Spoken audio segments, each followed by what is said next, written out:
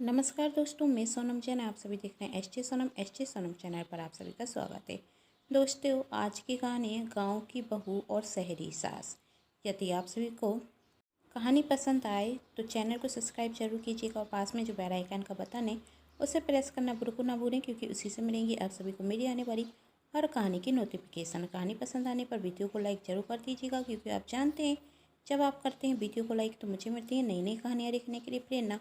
और कहानी को अपनों के साथ शेयर करना बिल्कुल ना भूलें। तो चलिए कहानी शुरू करते हैं। आज सावित्री जी के छोटे बेटे सोहन की शादी तय हो चुकी थी और शादी कुछ ही महीने बाद थी। सावित्री जी अपनी सहेली रेनू को फ़ोन कर कर कहती हैं, मेरे बेटे सोहन की शादी तय हो गई है। लड़की बहुत सुंदर है और एक अच्छी कंपनी में नौकरी करती, पूरे 50,000 रुपये महीने कमाती है। तभी वहाँ उनकी बड़ी बहू मारती आती और कहती, मम्मी जी आपके लिए चाय लेकर आऊँ। तभी सावित्री जी ने कहा, बहू तुम्हें इतनी भी समझ नहीं कि मैं फ़ोन पर बातें कर रही हूँ तो तुम मुझे परेशान ना करो। इसलिए तो मैं चाहती थी कि मेरे बड़े बेटे रोहन की शादी भी किसी शहर में रहने वाली लड़की से हो, लेकिन तुम्हारे ससुर जी ने मेरी सुनी कहाँ। जब तुम्हारी शादी मेरे बेटे रोहन से हुई थी तो सबने मेरा बहुत मजाक बनाया था, कहा था कि कहाँ से गांव की बहू लेकर आ गई। लेकिन अब देखना, मेरी छोटी बहू निशा को देखकर सब देखते रह जाएंगे। देखने में तो खूबसूरत है और पढ़ी लिखी भी है और इतनी समझदार तो होगी ही कि जब कोई बात कर रहा हो तो बीच में आकर उसे टोके ना। अब खड़ी क्या हो, जाओ यहाँ से। अपनी सास की बातें सुनकर मालती वहाँ से शांति से चली जाती। तभी वहाँ मालती के ससुर जी प्रेम जी आते और कहते, तुम्हें तो बस बहाना चाहिए होता है मालती पर अपनी भड़ास निकालने का। आखिर इसका कसूर क्या है कि तुम एक दिन नहीं छोड़ती एक कहे बिना कि वही गाँव की है। गाँव की है तो क्या हुआ, घर का सारा काम वही तो करती है। आते ही साथ उसने घर को संभाल लिया है। मैं भी देखता हूँ कि तुम्हारी निशा बहू कितना तुम्हारा और इस घर का ख्याल रखती है। तभी सावित्री जी कहती हैं, आप मेरी निशा बहू की तुलना इससे ना करें तो ही अच्छा है।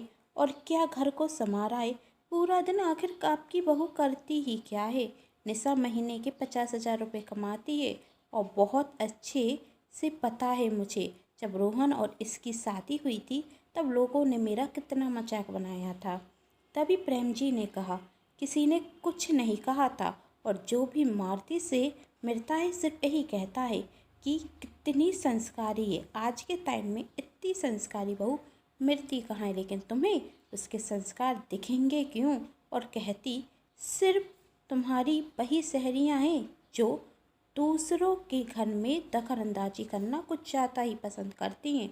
जरा अपनी सहेलियों से ही पूछ लो कि उनकी बहू उनकी कितनी सेवा करती हैं। दूर किया जाना, तुम्हारी वही दोस्त रेनू है ना, उसकी बहू है ना, उसे 1 महीने पहले छोड़ कर चली गई और शादी को पूरा 1 वर्ष भी नहीं हुआ। और तुम्हारी बहू पिछले 4 साल से तुम्हारे साथ रह रही है और फिर भी तुम उसे ताने देना नहीं छोड़ती। कोई दिन नहीं जाता कि तुम उसे ताना ना दो। आपको तो काम ही क्या है अपनी बहू के गुणगान के सिवा। सावित्री जी ने कहा, लेकिन मुझे बहुत से काम है। मुँह चुराते हुए सावित्री जी वहाँ से चली जाती। अब सावित्री जी के पास प्रेम जी की बातों के जवाब नहीं थे, इसलिए उन्होंने वहाँ से जाने में ही अपनी भलाई समझी। सावित्री जी अब फ़ोन पर अपनी बहू से हर दिन बातें करने लगी और बातों ही बातों में निशा समझ चुकी थी कि उसकी सास उसकी जेठानी मालती को ज़्यादा पसंद नहीं करती और शादी होने के बाद निशा भी अपनी सास की तरह अपनी जेठानी को ज़्यादा पसंद नहीं करती।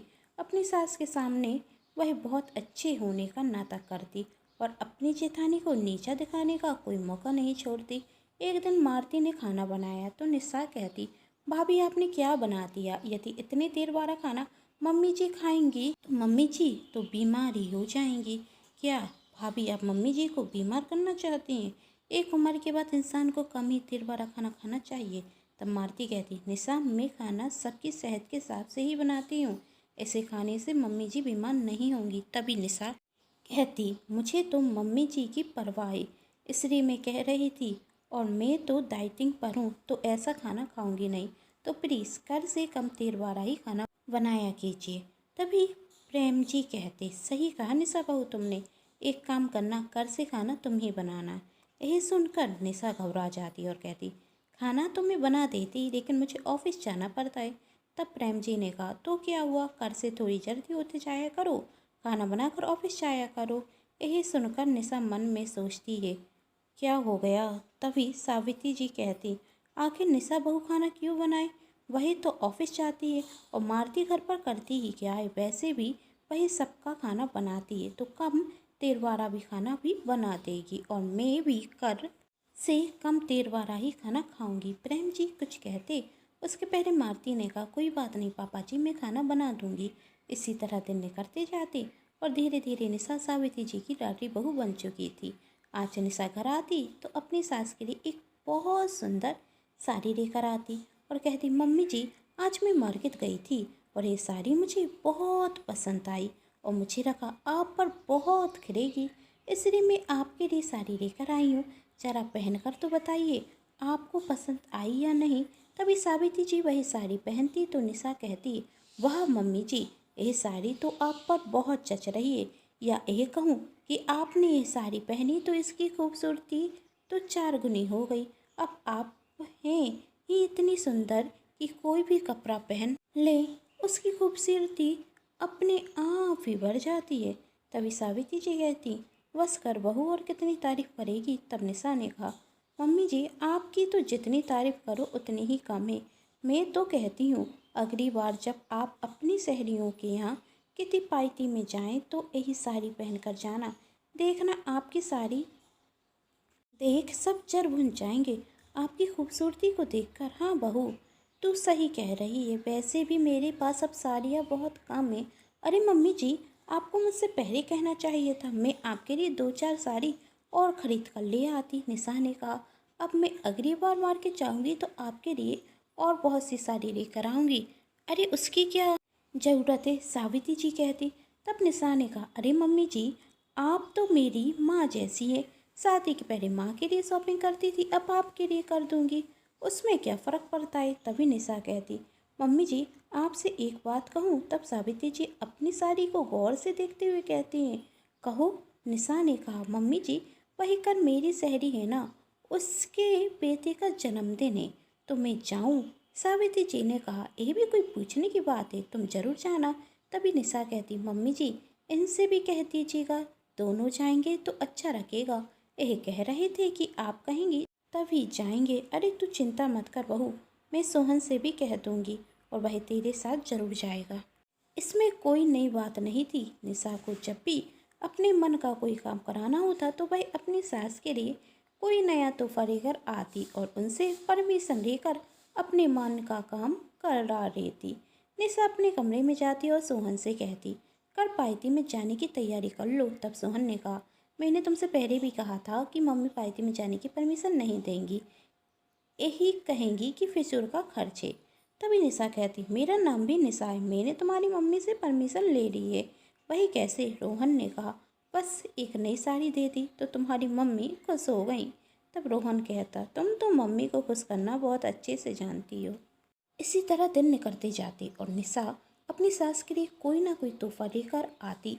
तभी सावित्री जी मारती को ताना देते हुए निशा से कहती, निशा बहू, तुम जैसी बहू पाकर तो मैं धन हो गई, जो अपनी सास का इतना ख्याल रखती है। तू हर बार मेरे लिए कोई ना कोई नया तोहफा लेकर आती है, वरना कुछ बहुएं तो अपनी सास को ठेंगा ही दिखाती हैं। और तूने जो उस दिन साड़ी दी थी ना, वही मैं अपनी सहेली की कितनी पार्टी में पहन कर गई थी, सबने बहुत तारीफ की। तेरी चॉइस तो बहुत अच्छी है, मैं खुश हूँ कि कम से कम मेरी एक बहू तो शहर की पढ़ी लिखी हाई सोसाइटी वाली है, वरना मुझे तो डर था कि तेरे ससुर जी रोहन की तरह सोहन के लिए भी कोई गांव की बहू लेकर ना आ जाए। इसी तरह दिन निकलते जा रहे थे और निशा अपनी सास के दिन में जगह बनाती जा रही थी। एक दिन मारती अपनी सास से कहती, मम्मी जी भैया भाभी का फ़ोन आया था, कह रहे थे 2 वर्ष हो गए हैं मैं मायके नहीं गई, तो क्या इस बार मैं मायके जाऊँ। तभी सावित्री जी कहती, मायके जाने की क्या ज़रूरत है, और तुम मायके चली गई तो घर का ख्याल कौन रखेगा। तभी प्रेम जी वहाँ आते हैं और कहते हैं, तुम्हारी छोटी बहू है ना निशा, वही सब देख रहेगी और मारती बहू तुम जाकर अपना सामान पैक करो, मैं तुम्हें रेलवे स्टेशन छोड़ कर आता हूँ। तब सावित्री जी कहती निशा तो नौकरी पर जाती है, वही घर का काम कैसे करेगी। तब प्रेम जी ने कहा तुम्हारी निशा बहू की 2 दिन की ऑफिस की छुट्टी है और उससे कह देना कुछ दिन और छुट्टी ले ले। तुम्हारी रानी बहू है तो तुम्हारी बात को मना तो नहीं करेगी। और मारती से कहती मारती बहू तुम अभी तक खड़ी हुई हो, जाओ जल्दी से सामान पैक करो, 1 घंटे बाद तुम्हारी ट्रेन का समय है। सावित्री जी कुछ नहीं कहती और मारती जाकर अपना सामान पैक करने रखती। प्रेम जी उसे स्टेशन छोड़ देते और जब उसका मायका आता तो उसके भैया उसे स्टेशन पर लेने आ जाते। और वहाँ जब निशा शाम को ऑफिस से घर आती तो सोचती अब तो 2 दिन की छुट्टी है, घर पर अच्छे से आराम करूँगी, ऑफिस का काम कर कर कर थक चुकी हूँ। घर पर आने के बाद निशा रसोई में पानी पीने के लिए जाती तो देखती कि जूते बर्तन सिंक में है, रसोई पूरी फैली हुई है। निशा ये देखकर सोचती आज के पहले तो रसोई इतनी गंदी कभी नहीं थी, आज क्या हो गया। तभी वह अपनी सासू माँ से कहती मम्मी जी भाभी को क्या हुआ, रसोई तो पूरी गंदी है, जूते बर्तन भी साफ नहीं हुए हैं। तभी सावित्री जी कहती तुम्हारे ससुर जी ने उसे मायके रहने के लिए भेज दिया है, 1 हफ्ते के लिए गई है, जब तक तुम्हें ही घर का काम करना होगा। पर मम्मी जी मैं तो ऑफिस जाती हूँ।